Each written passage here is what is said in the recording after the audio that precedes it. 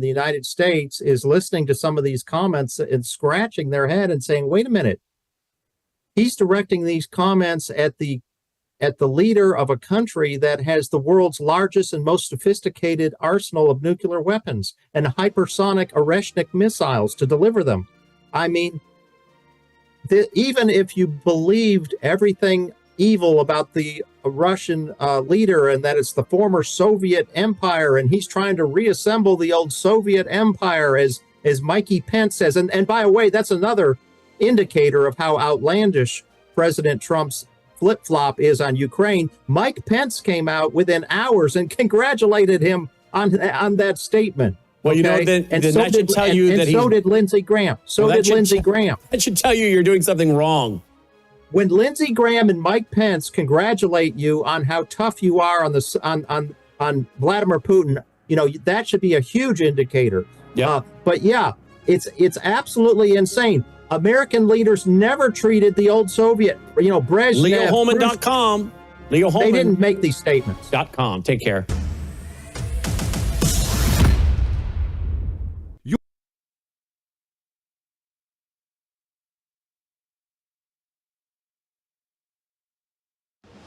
Colonel Rob Maness has a lifelong record of providing dedicated service to this nation. Having worked his way up from the enlisted ranks to full colonel, he served our country for more than 32 years.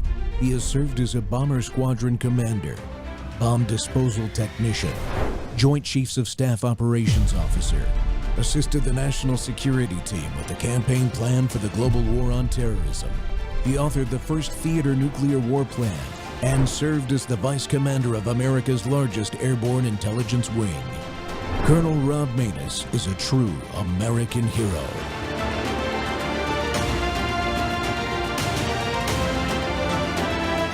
This is Rob Maness Live. We begin with one of the most unusual and lengthy criminal court battles you may ever hear about.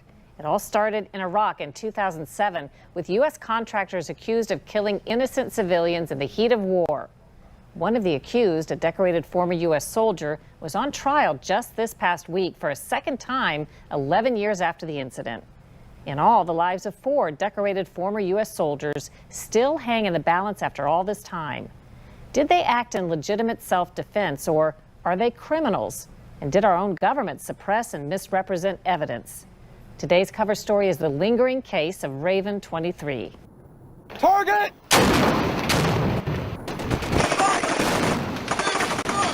The logical place to begin is in Iraq. At the time, one of the most dangerous places on the planet.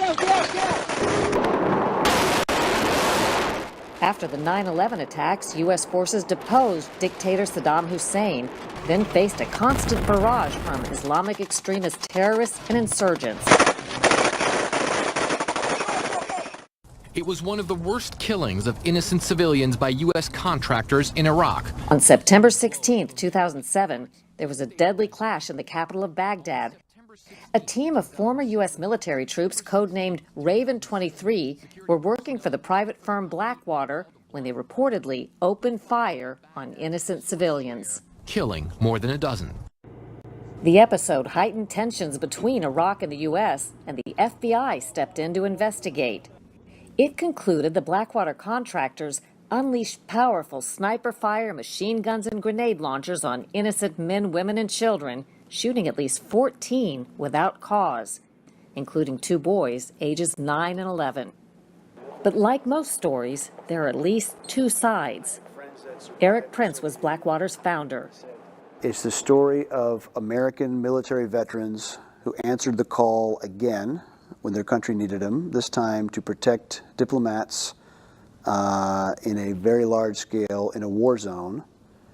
And it is their political prosecution that followed a unfortunate incident in the middle of a war zone after multiple enemy attacks.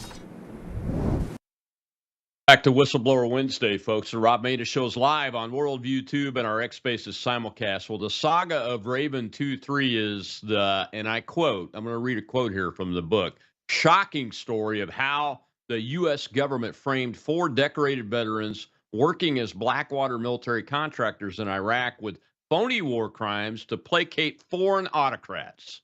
In Raven 2-3, journalist Gina Keating reveals how 4 American citizens working as personal security contractors for U.S. diplomats in the world's most dangerous city were convicted of war crimes in a federal trial that made international headlines and was plagued with prosecutor and judicial misconduct. The men spent 6 years in federal prison while Ms. Keating, the men's families, and a dedicated and growing group of supporters, including U.S. Defense Secretary Pete Hegseth, petitioned Donald Trump for their release and obtained 4 full and unconditional pardons in 2020, close quote. Well, Paul Slough is a decorated combat soldier with deployments in Bosnia and Iraq. Before becoming a contractor for Blackwater, he was one of the 4 Blackwater guards charged in the 2007 killing of 17 Iraqi civilians. Paul was pardoned by President Trump and is currently district director for Texas House State Representative Jared Patterson, co-founder of 3 Ravens business strategies and a veterans advocate, like many of us are after our service. Paul, welcome to the Rob Maness Show. Colonel Maness, thank you for having me. Hey, sir, we appreciate your time. But this is a very important story that has to be told more often now, especially now that we know what we know about what happens in the Department of Justice and the FBI, in our own intelligence agencies like the CIA, our allied intelligence agencies like MI6. They have all shown to be opposed to average American citizens.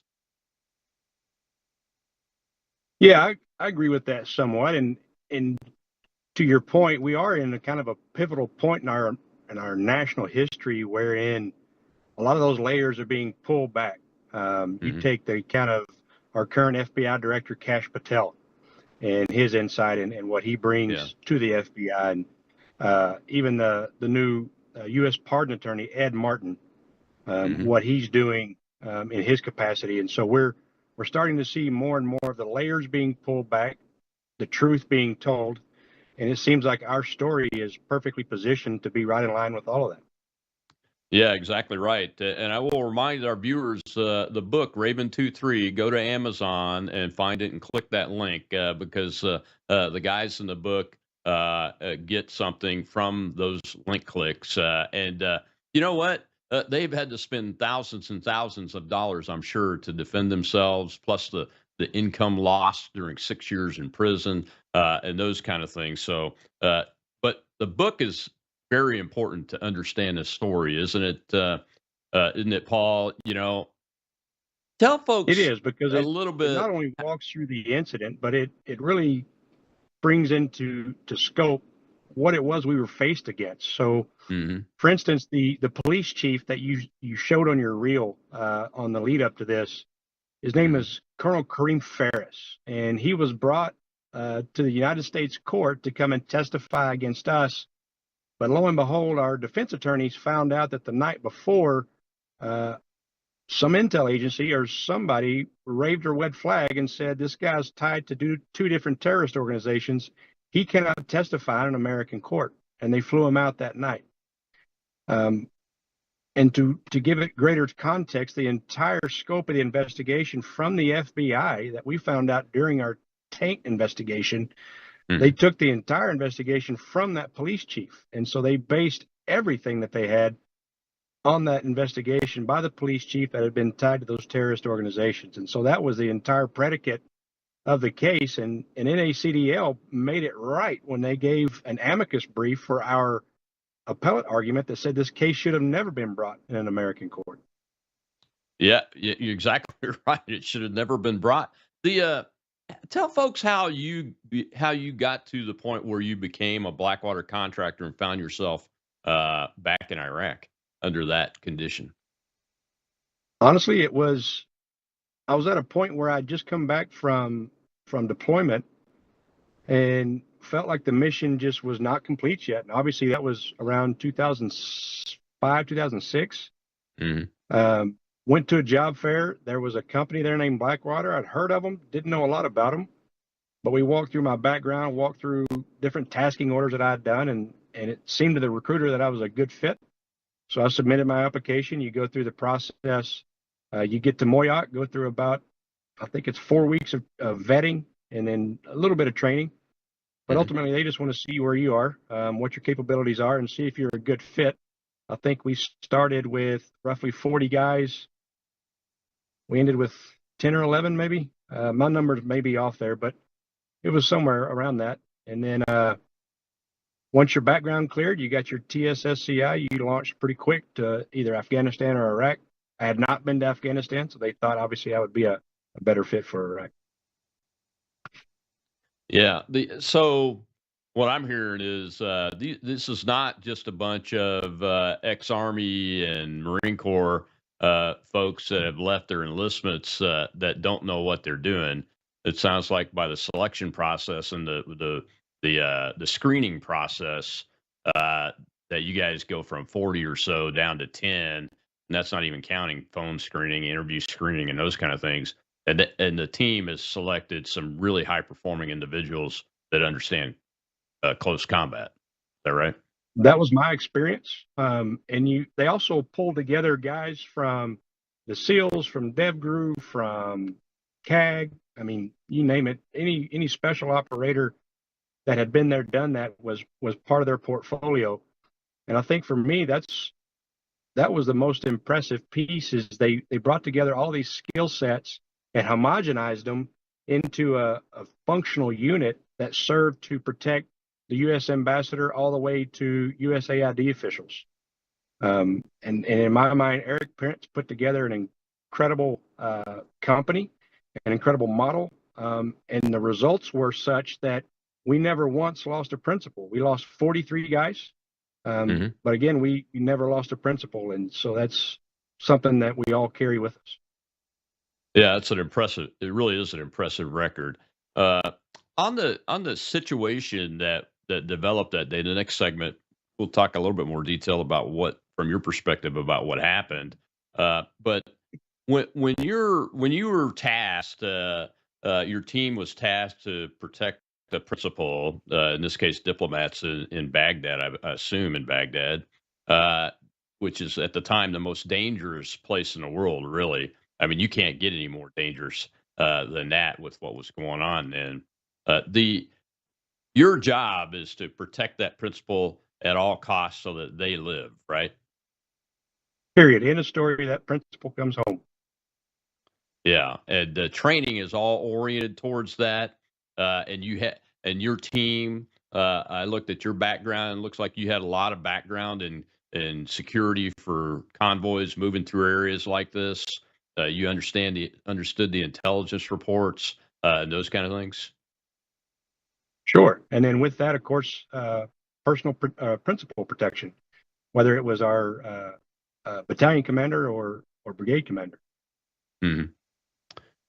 Were you satisfied with the level of support from a logistics, intel, commo, all of those aspects that you need to have, working as close to 100% in that environment as possible? I'll tell you, I was blown away every day at the rate with which, number one, we weren't only flexible enough to match the enemy's TTPs, but to your point, we had that support at every turn, from food to laundry service to radios to communications back home.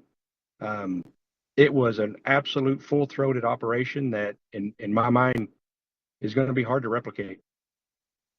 Yeah, at a distance, that's what my impression of it was. I met Eric a couple of times and had real short conversations with him. The guy's just very impressive. You can tell he knew he knows what he's doing. And he specifically puts people in charge, like all good leaders do, that are, number one, fit for that role, but number two, have the warfighter in mind. And granted, we weren't an offensive force by any stretch, Right. but we all had that same mindset of, we're going home and the principal's going home. And the principal always came first. One more question before we go to the commercial break, Paul, and that is, there's a lot of, I don't know what to call it, conflict around the name Blackwater. The four guys were were burned and lynched from a bridge earlier. Did all that have an impact on what happened after you guys defended yourselves? It was interesting. It seemed like anything that went wrong within the theater automatically got blamed on Blackwater for whatever reason. And I'm not sure if Yeah. it was because we were most prolific, we were the most successful.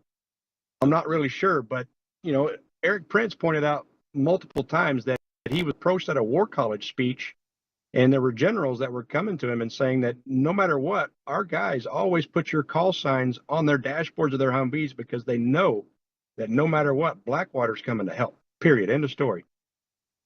Exactly. So thank you for helping me set the stage for the reality, which you had a highly competent team surrounded and cocooned in a highly competent both screening, training, and planning and execution and logistics operation led by actual leaders that know what's going on, who put real leaders that understood what was happening in charge of these operations. That's the setting, folks, that we get to. In the next segment, we're going to show a clip of some details of what happened that day. And Paul's going to talk us through what the facts were. We'll be right back.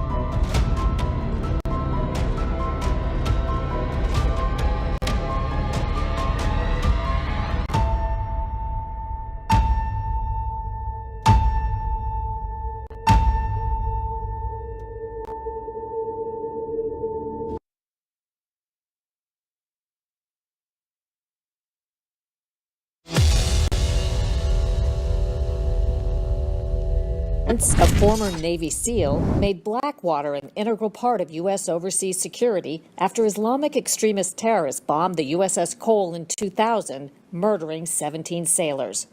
Blackwater was hired to train our sailors in counterterrorism. In 2004, Iraqi insurgents killed 4 Blackwater contractors, set their bodies on fire, dragged them through the streets, and hung them from a bridge. In 2007, Blackwater's Raven 23 team was working for the U.S. State Department when a car bomb exploded. They were called to move a U.S. diplomat out of the danger zone to safety. What was the claim from the other side? What did they say that your guys had done wrong? They claimed that it was a bad firing, that there was all these innocent civilians that were killed. In fact, to this day, media accounts make it sound as if the Blackwater Guards randomly opened fire on Iraqi civilians unprovoked and for no reason.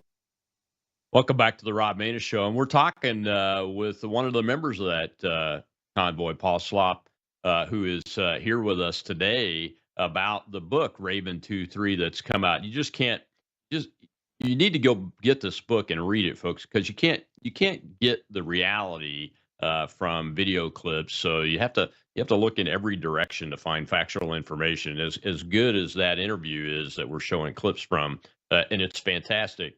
The book really will lay it all out for you. And Paul, so give the folks a taste of the detail that's in the book about the incident itself that maybe gets wiped over in videos and those kind of things. Yeah, I think one of the things that gets glossed over, as you alluded to earlier, is in Baghdad itself, there were on average about 180 attacks a day in the city.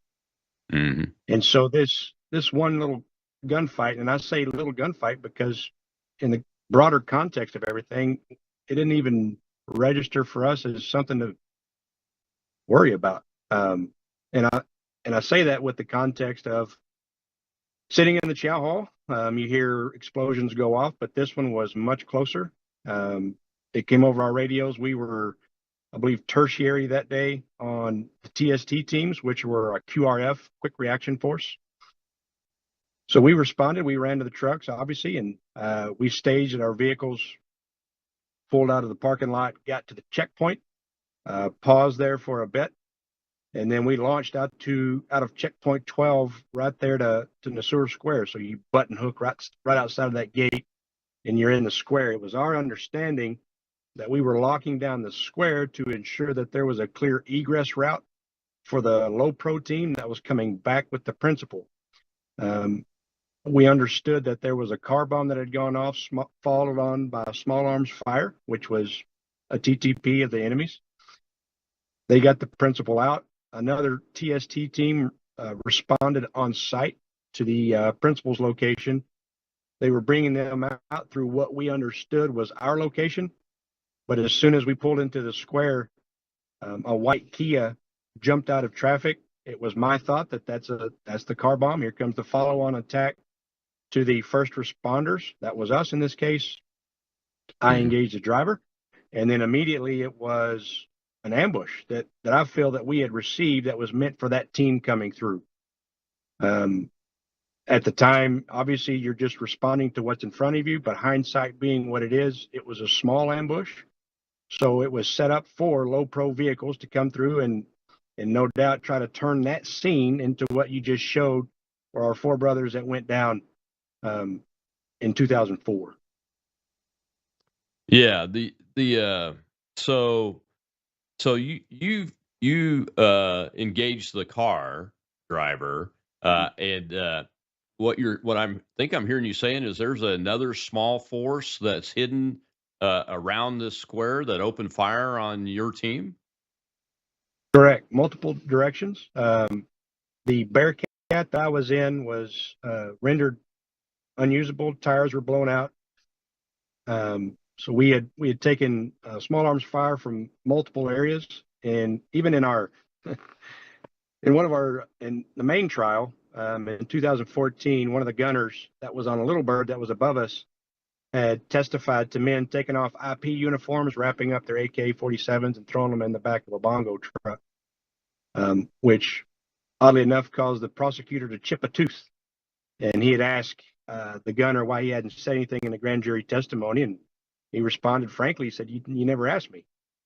And so that was a critical piece of evidence that just really seemed to get glossed over. That, the news report were such that we rolled into the square, we just opened fire on innocent people going about their day, when in fact it was a two-way gunfight. Oh, absolutely. Based on what I've seen and read, it was definitely a two-way gunfight. So,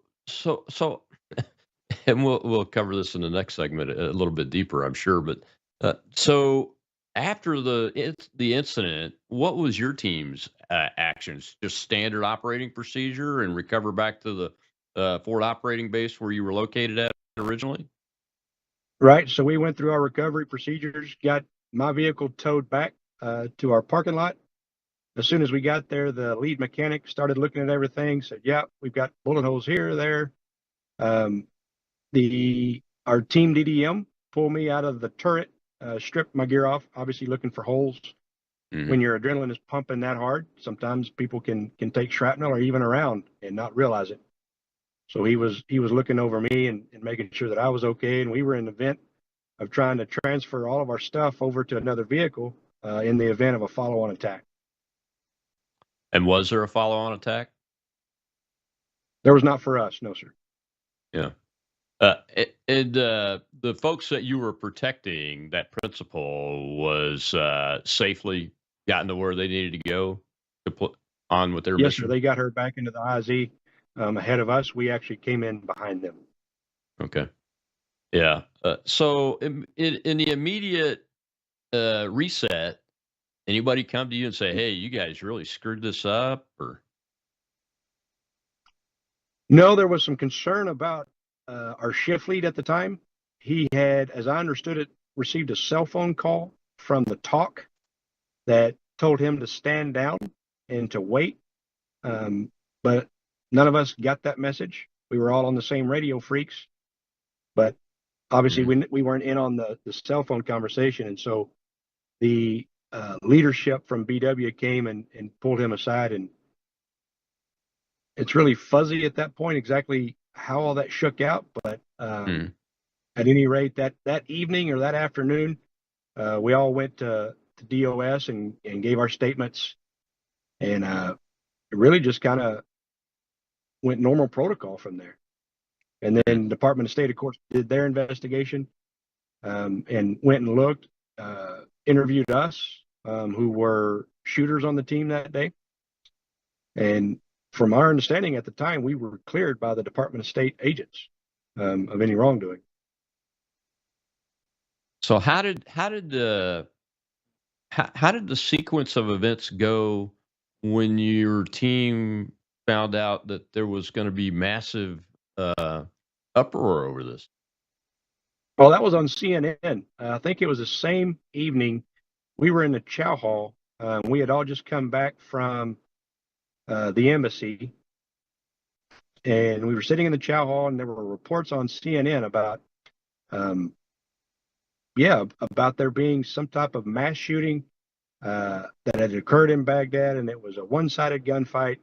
And immediately, obviously, I emailed my wife, tell her, hey, everything's okay. This was our team, but we're all right. The principal's good. And for my mind, it was a successful mission because A, the principal made it home, and B, none of our guys died. So for me, it was a successful mission. Yeah, it's that's the way I think I would have been thinking about it too. After the CNN hit, did you guys get calls, or was that basically in the leadership level, those kind of things? Yeah, it would have been the leadership level. Again, there were a couple of follow-up interviews because there were discrepancies in round counts. All of us the majority of us that engaged our weapon systems admitted to it in our sworn statements. But looking back now, there were some that didn't. And so that there were questions about round counts and discrepancies, which was really being hit hard from the Department of State side. And I understand why. But it was confusing to me of why they kept asking the same questions when it was the same answers. That usually means they're onto something. They think they're onto something. Having run law enforcement operations a couple of times now. The other question I had that just popped out at me as I was thinking about this incident, reviewing what I knew about it, and skimming the book, those kind of things, is how do I put it? How did you how did the police chief connect with American forces and American authorities, I guess, to get away with this mischaracterization and the lies that were obviously told about the facts? My understanding is he worked directly with Colonel Baslego, who was his American counterpart training their police department. And one of the things that was really being protected is that there was no infiltration of the Iraqi police department by AQIZ or any other forces. And so there was an immediate, almost reflexive response of, nope, this is all a one-way shoot. None of our guys were involved. It could not have been any of our IP forces involved in this gunfight or civilians. And come to find out, I forget how many guys that were KIA were actually tied to terrorist organizations. I think it was AQIZ and Jaish al-Mahdi. So let me make sure I understood that. The narrative, the political narrative that was being closely protected was that there was no infiltration of Iraqi police forces. or armed forces by any of the Al Qaeda in Iraq guys or any of the other terrorist groups or organizations. Is that correct? Right. When you could buy uniforms on the street. I mean, it was that accessible. And so the KIA guys from that target area where you guys engaged them, let me make sure I understood this correctly. Some of those folks were found to have infiltrated Iraqi forces somehow, or police forces, and were actually AQ guys, or did I understand that right? So my understanding is yes, some of the KIAs from that area were later found out to have been on a terrorist watch list and part of the infiltration units. Yes, sir. Okay. Well, that's very interesting.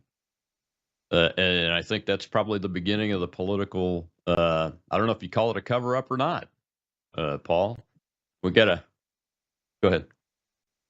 Well, yeah, you've got the United States at the time, along with Iran, who wanted to keep Prime Minister Nouri al-Maliki in office. That was the goal, no matter what. And so, in order to look strong during his presidential campaign, they needed somebody to hang on the hook. Mm-hmm. Yeah. Well, we got to take another break. When we come back, we'll see another clip, and it's titled "Just a Typical Attack." And I want to get Paul to walk us through if there is anything unusual, and then how this became a court case for war crimes for American veterans that were doing their job, following their rules of engagement. We'll be right back with Paul Slopp here at Worldview Tube on the Rob Maness Show.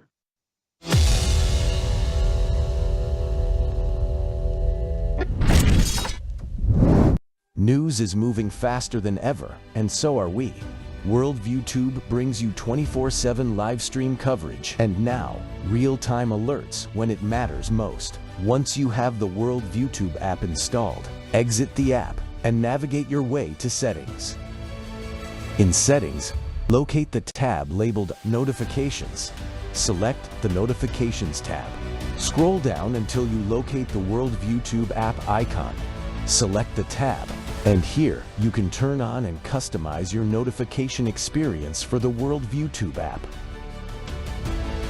News doesn't wait, and neither should you. Turn on push notifications to stay informed. Every headline as it happens.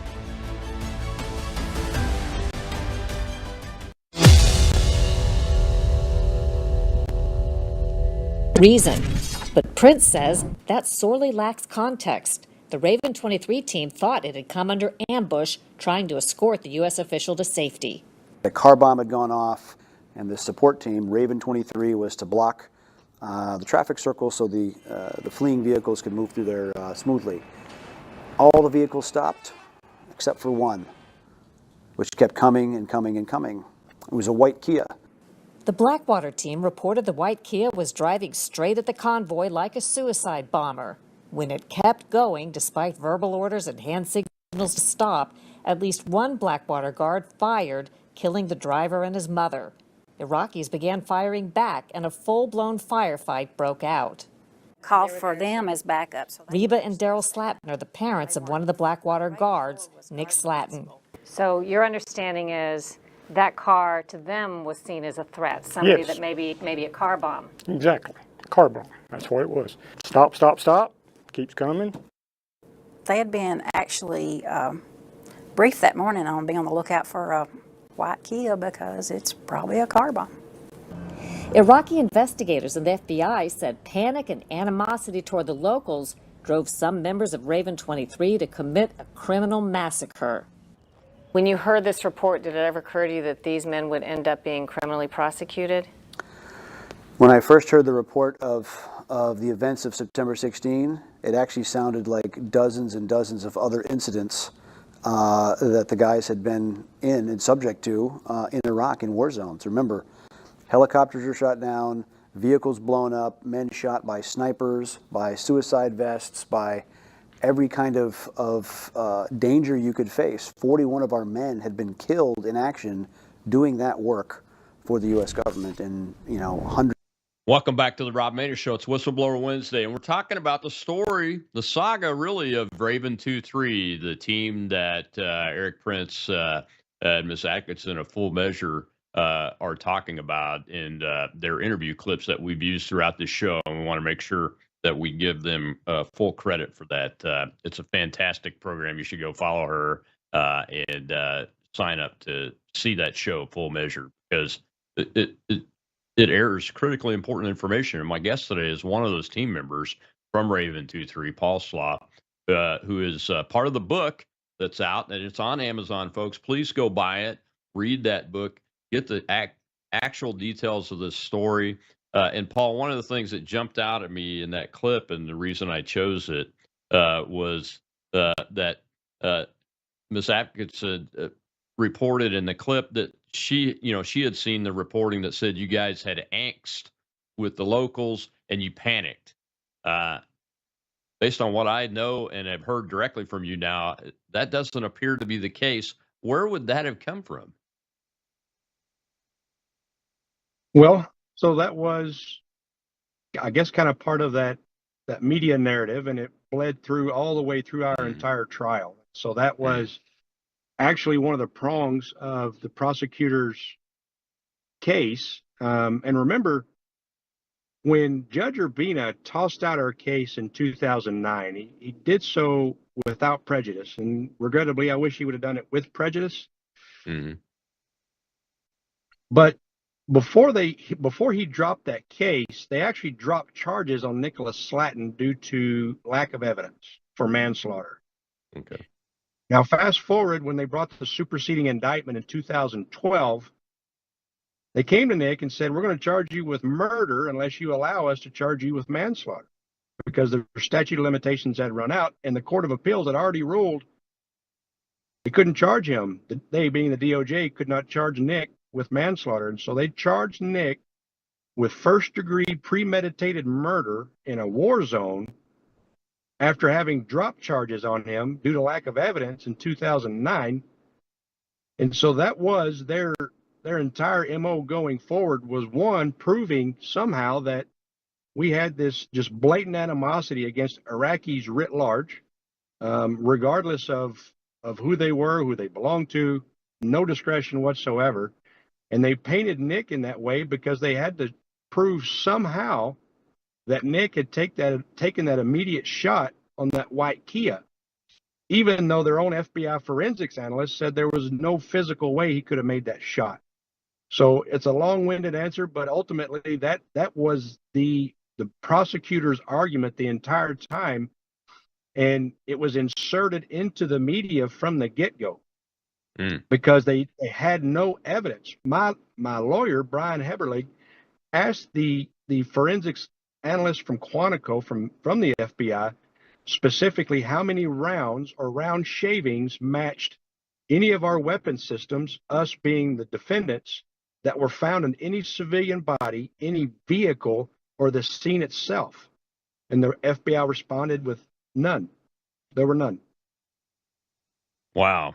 So that explains why part of the title of the book talks about DOJ and the prosecutorial misconduct, DOJ corruption, and those kind of things. Can you just like talk us through how I mean, so you guys you get charged and are brought home from Iraq, or you finish your tour, come home, and then they show up at your doorstep with an indictment? So as it happened, I was getting ready to go on leave, which we did. And at that time, we had 3 months on, 1 month off. And so I came home in October for my regular leave. We understood that the FBI had done an investigation 3 weeks after the fact on an unsecured site. I get home. I get a target letter through my attorney at the time, which was Bill Cofield, who later represented another defendant. I got a different attorney. Just the way it shook out. It wasn't any independent decision. It just the way it shook out with all of us getting assigned different attorneys. Bill calls me, says, hey, this target letter's coming, which we'd already kind of been talking through things. And then I think it was either the same day or the next day, my entire statement that I had given to the Department of State had been released on ABC News, and chunks of Dustin's sworn statement. Now, to put this in context, our statements that we gave to the State Department is equivalent to what a police officer writes out after a shoot. Mm-hmm. And so it's an immunized statement that cannot be used against you in a court of law. Right. And so these statements being released into the public realm, you can understand that would create just complete chaos in terms of sequestering a jury and keeping people tainted from evidence or from any type of story going forward. Oh yeah. So did was it ever discovered who leaked that information? What entity leaked it, or the person? We have guesses and speculation, but we don't have anything to support it. And where were you charged and tried at, your team? Were they in different locations or all together at the same location? So in order to get ahead of a DC venue, we went and surrendered in Utah, in Senator Orrin Hatch's district, which was the home district of one of my co-defendants, Donald Ball. The choice was for us either Texas, Tennessee, New Hampshire, or Utah, and the attorneys came together and said Utah is probably our best suit. You'll have to pardon that. I'm sorry. Stand by.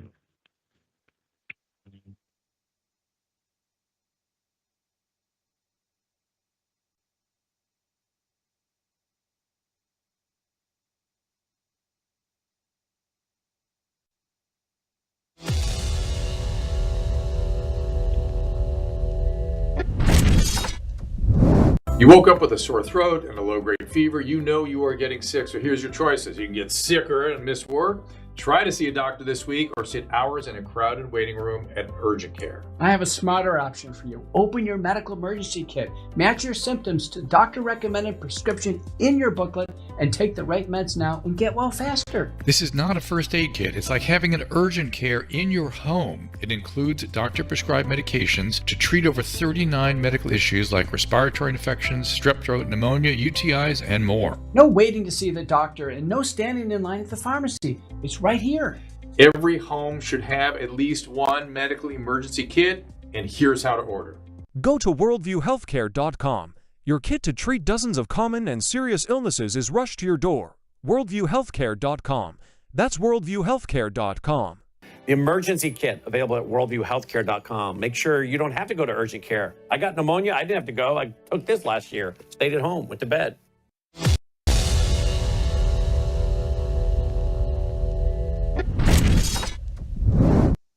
And ladies and gentlemen, we're back with Paul Slav, Raven 2-3, in the new book that's out.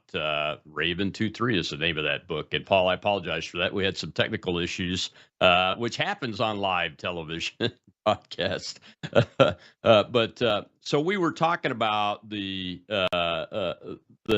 misinformation that was put out by somebody about using your statements that were not supposed to be released to the public, that are not supposed to be able to be held against you. And you were about to tell us how it led up that you were charged with actual crimes in a U.S. court. And the venue you had talked about, you chose was Utah instead of getting caught up in the D.C. court. And thankfully, you guys had some attorneys thinking about that and did the right thing, I think. Yeah, so we did go and surrender in Utah. And then from that point, we, as I understand it, requested the Castigar hearing, which would be heard in the D.C. court by Judge Ricardo M. Urbina. We got our 3-week Castigar hearing, which, as I understand it, in the legal world is really, really rare. And what that means in plain English is a Castigar hearing is walking through evidence that could have been tainted. And so they had to walk through each piece of evidence to figure out if it had been tainted or not. And come to find out, Ken Cole, who was the prosecutor at the time, had not only read our statements, but also used them in developing their indictment. And Judge Urbina came out with that 100-page, essentially excoriation of his misuse of our statements and misuse of applying the law correctly in our case, and dismissed the case due to constitutional violations and the fact that we had been cleared by Department of State officials. Yeah, but when he dismissed the case, it wasn't with prejudice. And when it's not with prejudice, then they can come back and charge you again. But That's if the right. evidence was tainted, what evidence did they try to use this time? They re-engineered the case, and so essentially they just brought in Nick as he's the one that kicked off the entire manslaughter event through his murderous shot from his sniper rifle. And so that was a new case that was brought in 2012, which would have been President Obama's primary year, I believe, with new prosecutors. Ken Cole at the time had been, I think, helping. I don't want to misspeak here, but he was not in the picture at that time. Anthony Asuncion, who was a U.S. attorney, along with AUSA Patrick Martin, were the ones that brought the case. So you eventually went to trial? We did. So in June of 2014, my family and I, along with the other fellows, moved to D.C. We showed up for our trial. Showed up for that trial. We were all living in the same home, except for Evan. He had chosen an apartment downtown, which just suited his lifestyle much better. The funny thing is I went downtown for a housekeeping hearing, and I'm sitting at the table with my attorneys, and I'm the only defendant there. And Patrick Martin, of all people, walks up. Now here, picture this. This is the assistant U.S. attorney, walks up, reaches out his hand to shake my hand, and he says, "Who is this fine-looking young man?" Ahead of a trial. And I stand up, I shake his hand, and I said, "My name's Paul Slough, and I'm one of the 4 men you're trying to kill." And the guy was just gobsmacked. And I think I was equally gobsmacked at the fact that they didn't even know what I looked like. They had no clue who I was. I was simply part of that machine. Speaking of the machine, Paul, tell folks that what's in the book about this machine that really attacked you guys, and based on what I've heard, totally unwarranted. I mean, the reason I played the third clip was that was Eric talking about this is a typical day, a typical type of attack. Hundreds of them are happening every single day in the city and around the country. It wasn't unusual. Nothing stood out about it. Why did this machine this machine able to attack you guys like? Well, one of the pieces that Gina found out through her investigation was that the News Bureau at the time they're in Baghdad, I can't recall correctly, but it had something to do with guidance that they had received from the U.S. Bureau to cover this story. And it was my understanding that, based on what Cheryl Atkinson was reporting, and even CNN the same night putting out their reports, was purely in the context that this was a completely one-sided gunfight. And so again, I go back to the 3 entities that were involved in this decision-making process. 2 were government, and 1 was an oil company. And so, looking at the entirety of the context, you have people who want a particular man in charge and willing to do what's necessary to make that happen.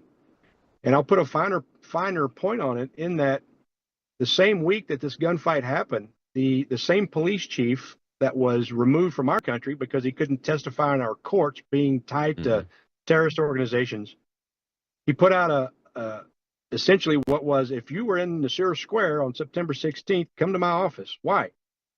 Because they were writing checks. They were writing checks for people that had been hurt, that had been killed. And so the numbers just exploded from that point. One of the guys that I worked with, who actually took the footage from the tower right after the gunfight, there are no bodies in the streets. There are no bodies strewn about that would have had to have been there based on the numbers and the counts that we were charged with. And so nothing ever made sense. And one last point, we were covered by a drone that none of us knew about that was in the air. It shows us coming into the square, and then it goes black. And then there's a wet spot where my command vehicle was that got shot out from under us. And then it's it. And the prosecutors said that it was our fault because we didn't file to preserve that evidence that we didn't know existed. Of course, Right. they always try to blame Brady violations on the defendants. When the judge was awake and he wasn't getting woken up by marshals to answer questions. Wow. Unfortunately, that's the government we lived in up until a few months ago. And I'm glad you brought up Cash and Pam Bondi and Ed Martin, because that team, they need more help though, Mr. President. Get more people like them to work. And Harmeet Dillon too is another one. I put in. Go ahead. Go ahead. Sorry, go ahead. No, I'm gonna play a little clip from one of your guys, I think, that got pardoned here. Go ahead, Mr. Producer. Play that last clip. And I remember I boxed in the word Fowler snare, and then immediately I hear on the speaker, there's like a little speaker in your cell where you can push a panic button, if something happens. I hear over that, Slatton, pack your stuff, you got a presidential pardon. And this was a year and a half before the pardon even happened. There had been no mentions of pardons. It wasn't on any of our radar, none of that. And so I was like, man, I'm going crazy, right? And so it was a couple days later, they let us out of our cells finally to call our family. I called my sister and she's like, Nick, have you talked to anybody? I said, no, I've been locked down. She said, well, the New York Times reported that President Trump is considering pardoning soldiers accused of war crimes. And it mentioned you by name. I was in the paper with Golston and Gallagher and myself. Those were the three names in the article that was written. And I was like, that's the same day I heard the voice that I was praying. Welcome back to the Rob Maness Show. My guest today is Paul Slopp, who is a team member of Raven 2-3 and telling the story that's in the book now. And the book is out. You can get it please go get it at Amazon. And help these guys out by getting the story read and all the facts out there. Paul, how was your experience with the pardon? So you guys weren't aware there was a pardon even being asked for you. Is that right? So I was, in that my wife and I had actually walked through that scenario in a prison waiting room or visitation room. She was determined, number one, to get a pardon, but there's not really a playbook of how to do that, right? There's not attorneys out there that advertise that. And so she and one of our great friends, Ed Butowski here in Plano, Texas, got together, put their heads together, and she contacted and contracted with Dave Harrison and Eric Yasso out of Harrison Spiro. Now, Dave is a Democrat. We're Republicans. But at the end of the day, Dave, like Gina and many other Democrats, are Americans first. And so Dave jumped in both feet, said, let's figure out a strategy. Let's put this together, cap the cost for Kristen, because we're not people of means in that context.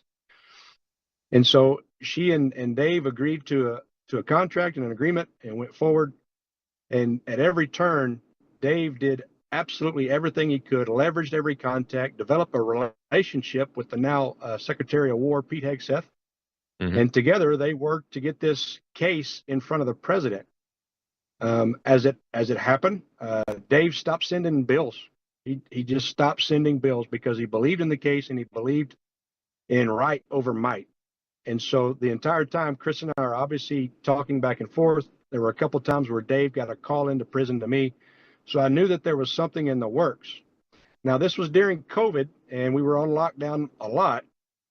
But a friend of mine had a cell phone and allowed me to use it. And I created a fake Facebook page so that way I could connect with her through instant messenger. And December 11th, I had a call with her and she said, it's happening. It's guaranteed. The pardon is coming. She asked about the timeline. They said about 7 days. Well, of course, we're excited. Tears are flowing. Everybody's happy. Said, obviously, keep it close hold. Don't go anywhere with it. And 7 days came and went, and we didn't hear anything. And obviously, with everything going on at the time, the election, we were wondering if we didn't get dropped on the cutting room floor.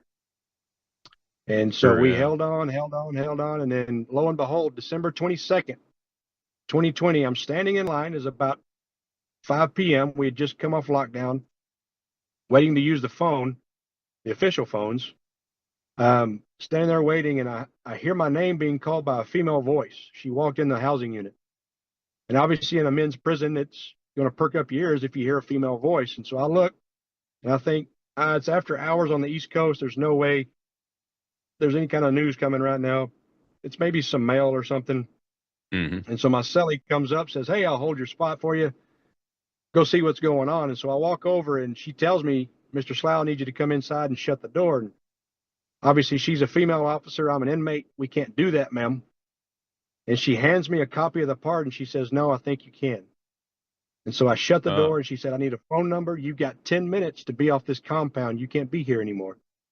And so she calls my wife. Of course, I'm over the moon at this point and confused and wondering what's next and what happens next. And she hands me the phone, and I asked Kristen, I said, is it all four of us? Because at that time, as your clip with Nick, it was only understanding of maybe one or two. Right. And she said, yes, it's all four of you. You're all four coming home. And from that point, they rushed me to my cell. I had to grab what little things I had, which was legal work and books. And I saw my boss, who was out on the main walkway. Sodi was his name. Great guy. Dang near 7 foot tall. He was a huge man. And I'm walking past him, and I've got my stuff, and I'm being escorted by a guard. And he said, Slough, what happened? What happened? And I said, it happened, Sodi. And I hand him the copy of the pardon, and he drops his stuff. He picks me up and hugs me. He says, man, I knew you guys were getting out of here. I knew you didn't do that. So it was a really cool moment. That's fantastic. I'm getting emotional listening to your story, my friend. We got a few minutes left.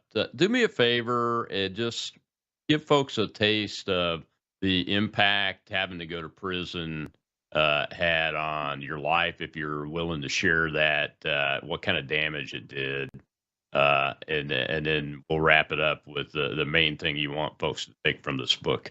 Quick, but go ahead. You know, life is tough, and there's no guarantees. When I came out of prison, I was an extremely angry person, and I lived under the facade and kind of the shroud. Like I've had my faith strengthened. There's no question about that. But I also wore a mask that everything was okay. I'm fine, and it wasn't. It wasn't. I still hold some resentment and some anger towards what happened because it was so just egregious. Not only for us, but especially for Nick being charged with first-degree murder and sent to die in a box by a judge who slept through the trial and slept through our sentencing. It's an absolute disgrace. What I want people to take away from this book is today it's me, tomorrow it's you or your loved one. Always ask a question. Don't ever take the media narrative as the gospel. I don't care what source it is. Look it up. Do your research. Be a critical thinker. Because casting away critical thought is how we are in this current position now, this current environment. We're taking sound bites from a dumb box telling us how to live our lives versus critically thinking through each and every component of our daily life, and especially those that are affected by our laws. And that's why it's important for people to get engaged and to walk through creating solutions on the inside. That's why I've chosen to work in government and in policy, because it's critical to have people that have walked through that meat grinder and walked through those experiences to come back with buckets of water to try and put out the fires that are going on in the house. Absolutely. So I got about a minute left. Tell folks where they can find you. Obviously the book, but also what kind of policy are you actually working on? You're a district director for a House state representative. in the state of Yes, sir. Texas, and we're praying for Texas and everybody there today due to the terrorist attack at the ICE facility. So tell folks where they can find you and what kind of policies you want them to know that you're working on and why. You can find me on Facebook, find me on Instagram, on X, obviously LinkedIn. I'm working with Tommy Marquez from Tommy Marquez Consulting to work on Calvin Gibbs' case. The man was charged with 3 murders, 2 of which he was not even engaged with. And the third, he was shooting a Taliban fighter that was engaging his own troops. He's one of many that we're trying to fight for. And so we're working that with Pipe Raiders Foundation and many others. And our book obviously can be found on Amazon, Barnes & Noble, or Books A Million. Well, thank you, Paul. Thank you for your time. Thank you for giving us the honor of telling this story again and having you on here. We appreciate your service. We appreciate your family's service. It's been tough, but you're in our prayers. God bless you. Thank you for having me, Colonel. Thank you, sir. All right, tomorrow's Truth Thursday. Chad Caton's my guest of the Conservative Caucus. Said we're going to talk about Boone Cutler, our friend Boone Cutler, for a little bit, and we're going to talk about some of this crazy crap that's coming out in narratives and out of people's mouths that are on the left side of the aisle. You don't want to miss it, because he's going to fire you up. I'll see you then.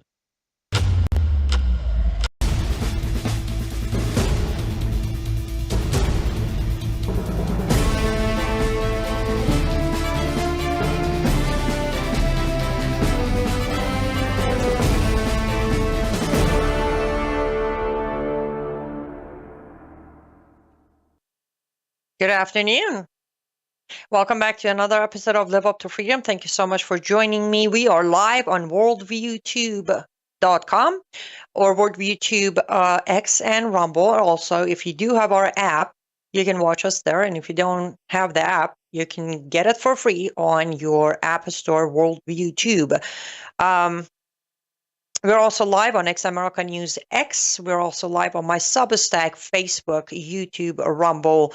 I think that's about it. So wherever you are watching us, make sure to share, thumbs up, comment. I don't know, do whatever you can do to put us on the algorithm. Because I went to bed last night. I'm just gonna get to it. I went to bed last night with a complete planned Monday program. Like, okay, tomorrow, Monday, I'm going to talk about this. I'm going to touch on that. I'm going to touch on that. Woke up this morning, pretty early morning, because I normally, my Mondays start pretty early. I woke up and yeah, nothing, not a word of what I had planned will be included today. Because I woke up to so much going on that is getting bare minimum coverage as always, because, well, we don't talk about this kind of stuff because, one, it goes against the narrative. 2, who cares? We're comfortably numb. We're completely fine. And then there's the crew that covers it up because, well, some people might actually see right through it and be like, oh, what is happening? So there's a lot to cover. And I actually, as we were getting ready to go on air, I did give a heads up to my producer, like, you may want to remove one of the headphones because I might most likely yell a lot today because I am not okay. This is not okay. What is happening? What has started happening from last night, our local time being morning of Europe and Middle East, until this very moment, as it is, 4:04 p.m. Eastern time on Monday, September 22nd. Nothing about it is okay. None of it should have happened, but guess what? It has happened. So we're going to dive in. We're going to talk about them. Question is, where do I start? Here's where we will start. This is nothing new, but it seems to be getting worse. So for those of you who may not follow at all and not care, which you should, this is the week as of today until end of the week, the 30th, basically 7 days, until September 30th. It's the week of UN General Assembly Convention. This year is the 80th year of it. 80 years ago, supposedly they decided that, okay, as the chair of UN put it out himself, 80 years ago, from the ashes of the war, they decided that if you start this General Assembly, then we can move towards peace. Okay, And they're very proud of themselves because they think today, after 80 years, they have achieved much more peace. And we're just going to soon have the rainbows and unicorns flying everywhere and across the world, and we're all going to be happy. That's what they think.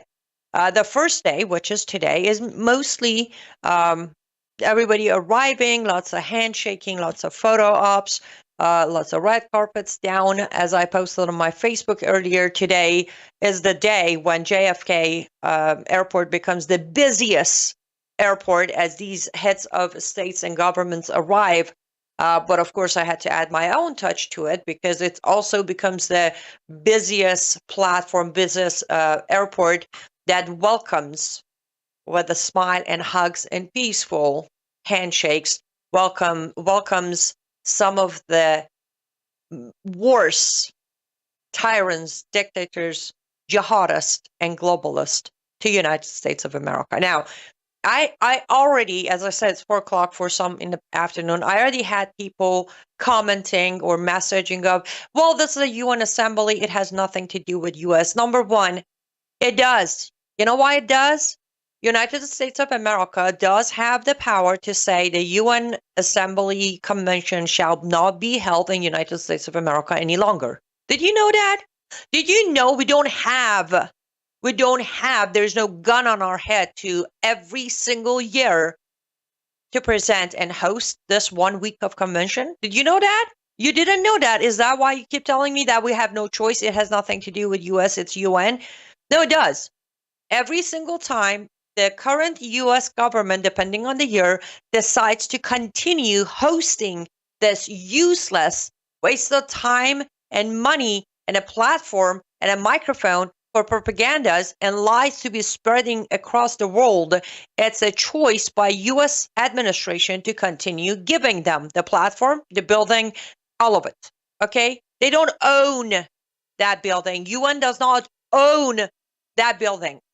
And even for a split second, if they did, again, we don't have an ultimate, never-ending, never-expiring contract.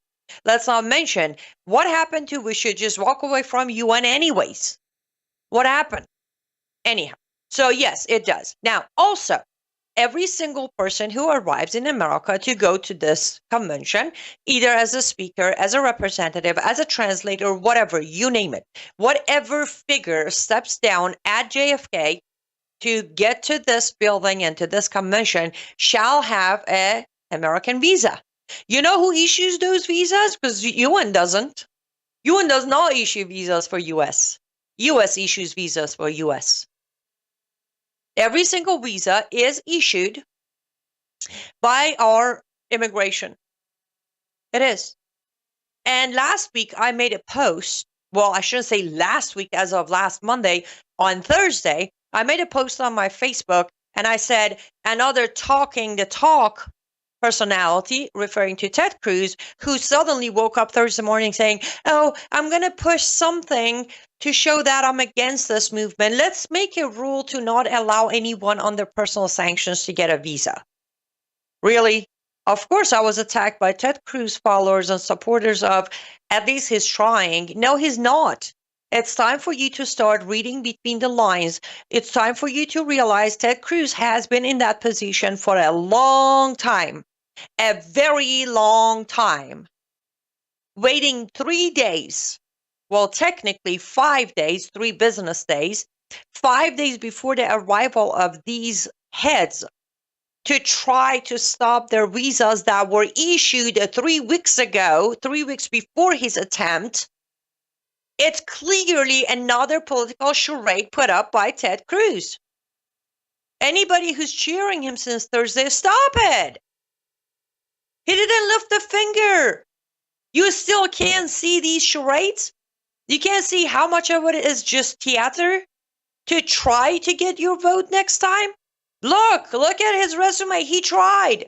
No, he didn't. As I said, these visas, some of these visas were issued about a month ago, which would have been about 3 weeks before he tried to stop some of these people from coming in, supposedly. And again, he's been in that Senate seat for a long time. I don't know the exact time, but it's been long enough for him to genuinely get behind it and put an end to it. Every single year, week before General Assembly, UN General Assembly Convention, one of these senators or one of these Congress members of the right comes up with, we got to stop this. Oh, I was too late. I tried. Vote for me. And every single year, Americans fall for it. Every single year. And I will, by the way, yes, we are live, and I see some of your comments coming in, and I will address all of your comments. I really hope you have a lot to say about everything we talk about. So today was the first day. Tomorrow, September 23rd, is the first debate. They call it the debate day, right? The debate day is when all the heads, not all involved, the scheduled heads, I should be careful here, because this goes on for 7 days. The scheduled heads of states or governments will get behind that microphone. We've all, I think we can all draw the background and the podium of UN Assembly with our eyes closed. They get behind that podium and that microphone, and they will express their stance, their concerns, their whatever they want to talk about, and then go sit down. How do they call this a debate? That's beyond me. I have no idea. Because from what I understand is, if you get up there and if this is a debate, you stand there